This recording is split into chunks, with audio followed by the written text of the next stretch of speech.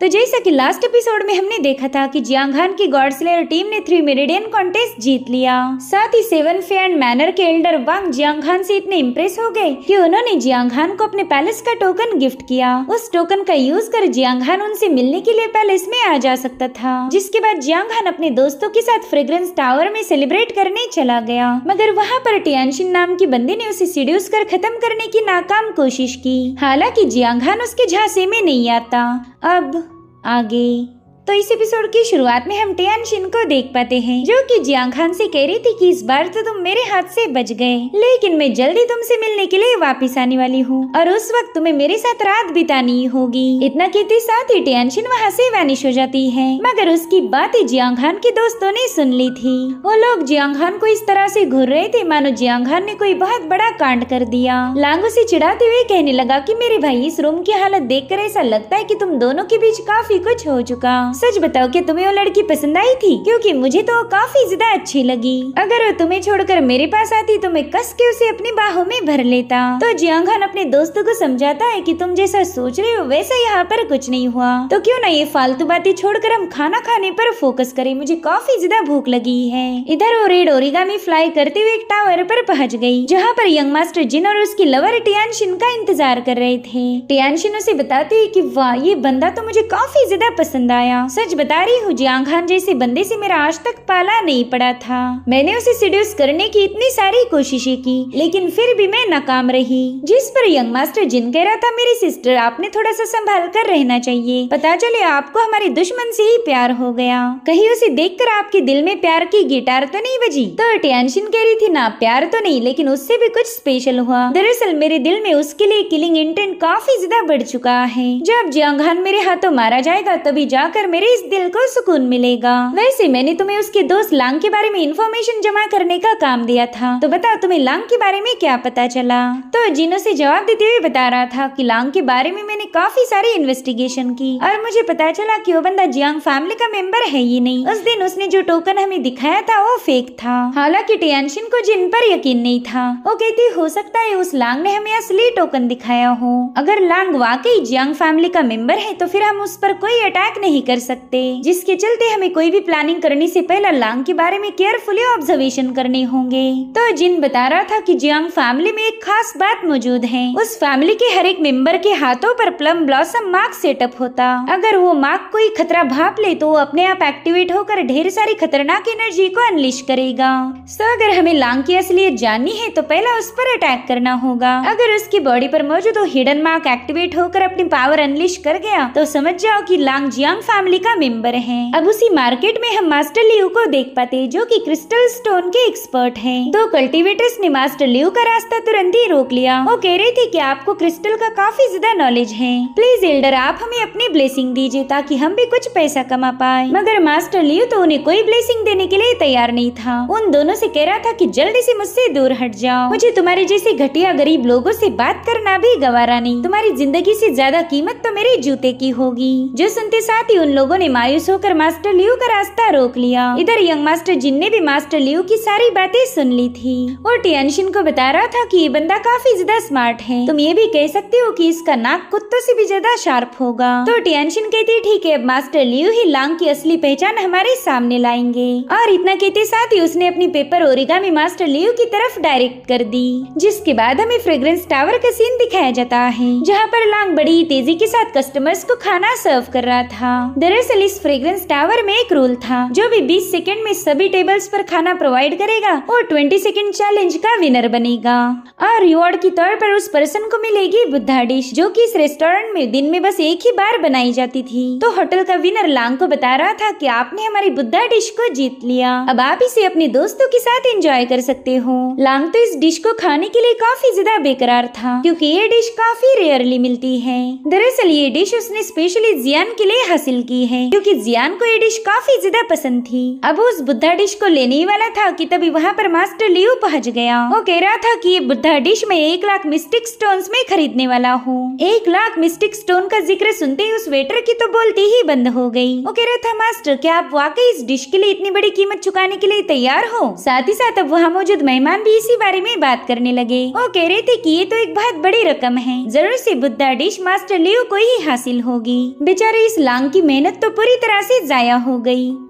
इधर मास्टर लियो उस वेटर से कहने लगा कि तुमने अभी तक मुझे जवाब नहीं दिया। अगर तुम 1 लाख में इसे सेल नहीं करोगे तो मैं 10 लाख देने के लिए तैयार हूँ, लेकिन ये बुद्धा डिश मेरी होनी चाहिए। जो सुनते साथ ही वो वेटर मास्टर लियो को डिश सेल करने के लिए तैयार हो गया। अब वो लोग वहाँ से जा ही रहे थे, मगर लांग को आ चुका था गुस्सा। वो कह रहा था कि ये बुद्धा डिश मैंने 20 सेकंड चैलेंज को जीत कर हासिल की है, इसलिए मास्टर उसे परचेस नहीं कर सकता। जल्दी से मेरी डिश वापस कर दो। जो सुनते साथ ही मास्टर लियो उसका मजाक उड़ाने लगा। वो कह रहा था, बच्चे तुमने तो बस वेटर का काम करके इसे हासिल किया था, लेकिन मैं 10 लाख मिस्टिक स्टोन देने के लिए तैयार हो गया। अब तुम ही बता दो ये डिश किसे मिलनी चाहिए, तुम्हारे जैसे वेटर को या मेरे जैसे मास्टर को? वहीं पर उस वेटर को लांग के लिए बुरा लग रहा था। वो कहता है, यंग मास्टर प्लीज अपसेट मत होना, अगर आप कल आ जाओ तो मैं कल आपके लिए बुद्धा डिश प्रिपेयर करके रखूंगा। हालांकि लांग ने इसके लिए मना कर दिया। वो कह रहा था कि मैंने आज इस डिश को क्लेम किया है तो मैं आज ही इसे एंजॉय करूंगा। जो सुनते साथ ही मास्टर लियो कह रहा था, अच्छा तो तुमने काफी मेहनत करके इसे कमाया है, तो क्यों ना मैं तुम्हारी इस डिश को जाया कर दूं।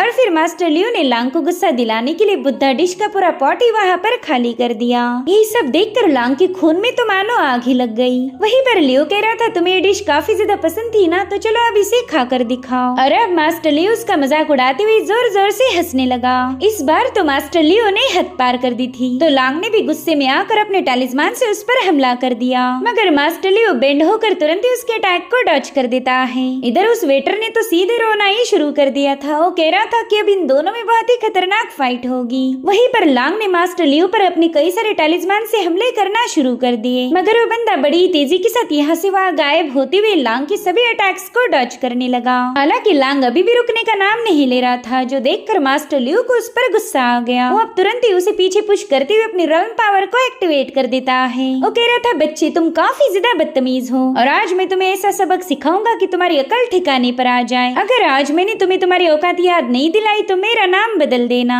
वहीं पर लांग अपने टैलिस्मान के साथ उस मास्टर पर अटैक करने के लिए उसके काफी करीब पहुंच चुका था, तो मास्टर लियो ने भी अपनी वुड एट्रीब्यूट का यूज करते हुए लांग को काउंटर कर लिया। इन दोनों की इस क्लैश में काफी स्ट्रॉन्ग एनर्जी फ्लक्चुएट होने लगी और फाइनली लांग बुरी तरह से घायल होकर एक पिलर पर जाकर पटक गया। हालांकि लांग ने अभी तक हार नहीं मानी थी। वो कहता है, बुड्ढे मुझे तो लगा ही नहीं था तो इतना ज्यादा स्ट्रॉन्ग होगा। और अब उसने भी अपने ढेर सारे टैलिस्मान बाहर निकालकर विंड ब्लेड टेक्निक को एक्टिवेट कर दिया, जिसके चलते लांग के टैलिस्मान एक ब्लेड जैसे जाकर मास्टर लियो पर हिट होने लगे। लेकिन तब तक उस मास्टर ने अपने आसपास एक स्ट्रॉन्ग शील्ड फॉर्म कर ली थी, तो लांग के सभी टैलिस्मान जाकर उस शील्ड में पियर्स होने लगे, मगर फिर भी वो इस शील्ड को ब्रेक नहीं कर पाते, जो देखकर मास्टर लियो को हंसी आने लगी। वो कह रहा था, बच्चे तुम तो खुद को पावरफुल समझने की गलती कर बैठे, मगर कोई नहीं, मैं अभी तुम्हारा ये घमंड तोड़ देता हूँ। और इतना कहते साथ ही मास्टर लियो ने अपना पाव जमीन पर पटक दिया। उसके ऐसा करते साथ ही वहाँ पर एनर्जी का एक जोरदार इरप्शन हो गया, जिसमें लांग बुरी तरह से घायल होकर काफी पीछे पुश होता जा रहा था। वहीं पर वो देखता है कि मास्टर लियो उसे दबोचने के काफी ज्यादा करीब है। हालांकि उसी वक्त एक फ्लाइंग डैगर ने आकर सीधे मास्टर लियो पर हमला कर दिया। लांग ने देखा कि उसकी मदद करने के लिए उसका दोस्त जियांग-हान वहाँ पर आ चुका है। जियांग-हान मास्टर लियो से कह रहा था कि किसी कमजोर बंदे को बुली करना तुम्हारे जैसे बुड्ढे को शोभा नहीं देता। वहीं पर लांग छोटे बच्चों जैसा रोते हुए अपनी जियांग-हान के सामने कंप्लेन कर रहा था। वो कहता है, छोटे भाई इस बुड्ढे ने मुझे बेवजह तंग किया, प्लीज अब तुम्हें मुझे जस्टिस दिलाना होगा। वहीं पर मास्टर लियो कह रहा था कि बस तुम्हारी ही कमी थी, चलो एक साथ में तुम दोनों को निपटा देता हूँ। वेल सबसे पहला तो मैं तुम्हें मारूंगा, क्योंकि तुम्हारी शक्ल से ही लग रहा है कि तुम थोड़ी सी ज्यादा पावरफुल हो। इतना कहते साथ ही मास्टर लियो तुरंत ही जियांग-हान पर अटैक करने के लिए रवाना हो गया। वहीं पर जियांग-हान भी बड़े ही कूल अंदाज में सीधे जाकर मास्टर लियो के साथ भिड़ चुका था। इन दोनों में एक जोरदार क्लैश क्रैश होकर मास्टर लियो काफी तेजी के साथ पीछे पुश हो जाता है, मगर उसके लैंड होने से पहले ही जियांग हान उसके पीछे पहुंच चुका था और यहाँ पर भी जियांग हान ने मास्टर लियो पर एक जोरदार पंच हिट कर दिया, जिससे तो बुड्ढा बुरी तरह से घायल होकर सीधे लांग के पास जाकर पटक गया। लांग उसे चिढ़ाते हुए कहने लगा कि देख लिया बुड्ढे, मेरे छोटे भाई का कमाल, उसके सामने कोई भी टिक नहीं पाता। और उतने में मास्टर लियो की आंखों से डार्क एनर्जी रिलीज होने लगी। साथ ही साथ लियो इवल स्माइल कर रहा था, जो देख लांग कह रहा था कि शायद मेरे भाई की मार खाकर इसका दिमाग घूम चुका है। और अब तुरंत ही मास्टर लियो की बॉडी से पेपर ओरिगामी बाहर आ जाती है। दरअसल ये सब कुछ किया धराया टियानशिन का था। उसी ने मास्टर लियो को अपने कंट्रोल में लेकर लांग पर अटैक करवाए थे। और उतने में जियांग हान उस ओरिगामी को पकड़ लेता है। लांग कह रहा था मेरे भाई शायद इसी पेपर ओरिगामी की वजह से मास्टर लियो ने मुझ पर अटैक किया, वरना तो ये मास्टर कभी बेवजह किसी से पंगे नहीं लेता। तो जियांग हान तुरंत ही अपने स्पिरिचुअल सेंसेस का यूज करते हुए बाहर का इलाका चेक करने लगा और यहाँ पर उसे टियानशिन और यंग मास्टर जिन नजर आया था, मगर जियांग हान को वहाँ देखते साथ ही वो लोग तुरंत ही वहाँ से रवाना हो गए। यहाँ पर जियांग हान सोच में पड़ गया कि इन लोगों ने लांग पर हमला क्यों किया होगा। इनका प्राइमरी टारगेट तो मैं था, कहीं ऐसा तो नहीं कि ये लोग लांग के बारे में कुछ जानना चाहते हो। ऐसा भी हो सकता है कि वो लोग लांग की आइडेंटिटी को रिवील करना चाहते। अब यहाँ पर जियांग हान ये सब सोचते हुए लांग को काफी अजीब तरीके से घूर रहा था। तो लांग कह रहा था मेरे भाई प्लीज मुझे ऐसी नजरों से मत देखो, मैं कोई कमसीन कली नहीं हूँ जो तुम मुझे ताड़ रहे हो। तो जियांग हान उससे कह रहा था बड़े भाई वो लोग आपके पीछे लगे हैं, जाहिर सी बात है कि उन्होंने आपको अकेले देखकर ही आप पर हमला किया। अब लांग भी कंफ्यूज होकर सोचने लगा कि पता नहीं उसने किसे ऑफेंड कर दिया। वो कह रहा था छोटे भाई मैं तो बेवजह कभी किसी से पंगे नहीं लेता, जरूर से इन लोगों को मेरी खूबसूरती अच्छी लगी होगी, वैसे भी मेरे होठ गुलाब के नाजुक पंखुड़ियों जैसे हैं, तो शायद वो लोग खुद को रेजिस्ट नहीं कर पा रहे थे। तो जियांग हान उससे पूछ रहा था कि क्या वाकई आपको ऐसा लगता है कि आपकी खूबसूरती से उन्हें जलन हो गई।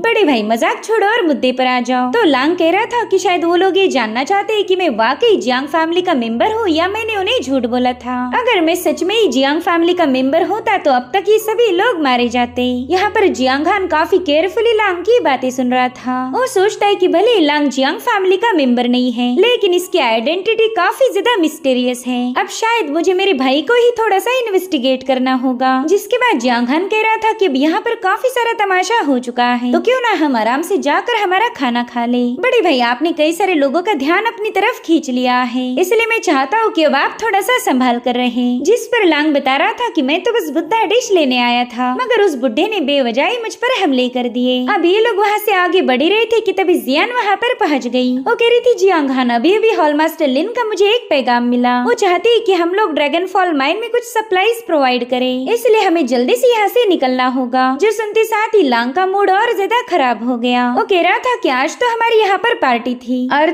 हमने तय किया था कि आज यहाँ से टल्ली होने के बाद ही हम वापस जाएंगे, लेकिन हमारे तो सारे ही प्लान फेल हो गए। अब ये सीन यहीं पर कट होकर हम घायल लिन फेंग को देख पाते हैं, जो कि जियांग हान के हाथों पिटने की वजह से अभी तक होश में नहीं आया था। और उसकी ऐसी हालत देखकर मास्टर हान को काफी ज्यादा गुस्सा आने लगा। वो कहता है कि उस दिन यंग मास्टर जिन मेरे साथ एक डील करने आया था, अगर मैं उसी दिन उसकी बात मान जाता तो शायद आज लिन फेंग की ऐसी हालत ना होती। इसकी जगह पर होता वो कमीना जियांग हान, उसे तो मैं जिंदा नहीं छोड़ूंगा। तभी जिनमाओ कह रहा था कि तुम मास्टर लियो जिंदाओ को तो जानते ही होंगे। उस दिन मैं जियांग हान को मारने के काफी ज्यादा करीब था, लेकिन उस बुढ़े जिंदाओ ने वहाँ आकर मेरे सारे प्लान की ऐसी की तैसी कर दी। जब तक मास्टर लियो जिंदाओ जियांग हान के साथ है हम उसका कुछ भी बिगाड़ नहीं सकते। तुम्हारा वुल्फ क्लैन का लीडर यंग मास्टर जिन भी उसका कुछ बिगाड़ नहीं सकता। जो सुनते साथ ही मास्टर हान उस पर काफी ज्यादा भड़क गए। वो कह रहे थे कि तुमने जियांग हान के पेरेंट्स के साथ इसे भी खत्म कर देना चाहिए था। इस जियांग हान को जिंदा रखकर तुमसे बहुत बड़ी गलती हो गई। ये सब सुनकर जिनमाओ बस हान को घूरे जा रहा था। जिसके बाद वो कहता है कि अगर हम दोनों मिलकर जियांग हान को मारने की कोशिश करें तो भी ये पॉसिबल नहीं, क्योंकि हमें फिर लियो जिंदाओ का मुकाबला करना होगा। और तुम ये बात अच्छे से जानते हो कि वो बंदा कल्टीवेशन की कितनी हायर लेवल पर है। हम दोनों चाहकर भी उसके सामने एक मिनट भी टिक नहीं पाएंगे। साथ ही साथ उन बच्चों के पीछे जियांग फैमिली का सपोर्ट है। अगर हमने जल्दबाजी में आकर कोई गलती कर दी तो हमारी हान फैमिली पूरी तरह से डिस्ट्रॉय हो जाएगी। इसलिए अब हमें एक जबरदस्त प्लान की जरूरत है, एक ऐसा प्लान जिसका यूज करके हम जियांग हान को घुटनों पर ला पाए। वो लड़का जितने ज्यादा दिन जिंदा रहेगा उसे हराने के चांसेस उतने ही ज्यादा कम हो जाएंगे, क्योंकि वो दिन ब दिन काफी ज्यादा पावरफुल बनता जा रहा। जो सुनकर मास्टर हान कह रहा था कि अब तुम ही बताओ कि हमने क्या करना चाहिए। मैंने तो जितने भी प्लान बनाए थे वो पूरी तरह से फेल हो गए। तो जिनमाओ कहता है कि वुल्फ क्लैन का यंग मास्टर जिन खुद होकर हमारी मदद करना चाहता था, तो क्यों ना हम इस प्लान में उस बंदे को भी शामिल करें। हम उस क्लैन की ताकत का यूज करते हुए अपने सभी दुश्मनों को मिटा सकते हैं। और उतने में वुल्फ क्लैन का यंग मास्टर जिन अपनी लवर और टियानशिन के साथ वहाँ पर पहुँच गया। वो इन दोनों से पूछ रहा था, जेंटलमैन क्या तुमने जियांग खान को मारने की कोई प्लानिंग बनाई है? अगर बनाओगे तो मुझे भी उसमें शामिल करना। मैं तो उस बंदे को खत्म करने के लिए काफी ज्यादा बेसब्र हूँ। और इसी के साथ एपिसोड यहीं पर एंड हो जाता है। Thank you so much for watching. Bye bye, take care.